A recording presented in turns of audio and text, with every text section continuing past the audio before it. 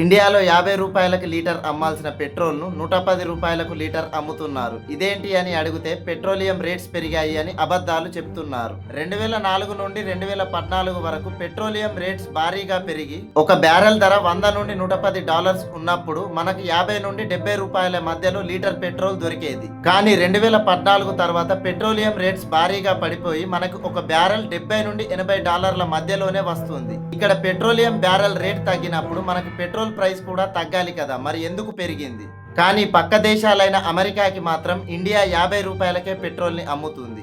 కానీ మనకి మాత్రం 50 రూపాయలకి రావాల్సిన పెట్రోల్ని 110 రూపాయలకి అమ్ముతున్నారు. ఎందుకంటే అసలు దోపిడీ అంతా ట్యాక్స్లలో ఉంది. పెట్రోల్ ప్రైస్, డీలర్ కమిషన్ అంతా కలిపి పెట్రోల్ లీటర్ 50 రూపాయలకే వస్తుంది. కానీ మిగతా 60 రూపాయలు మాత్రం సెంట్రల్, స్టేట్ కలిపి వేసే ట్యాక్సులు. దీనివల్ల సెంట్రల్ కి పర్ ఇయర్ 3.5 లక్షల కోట్ల ప్రాఫిట్, ఇంకా స్టేట్ కి 15,000 కోట్ల దాకా ప్రాఫిట్ వస్తుంది. మరి ఇక్కడ లాస్ అయ్యేది ఎవరు అంటే మనమే. పగటిపూట కేంద్రం దోచుకుంటే రాత్రిపూట రాష్ట్రం దోచుకుంటుంది.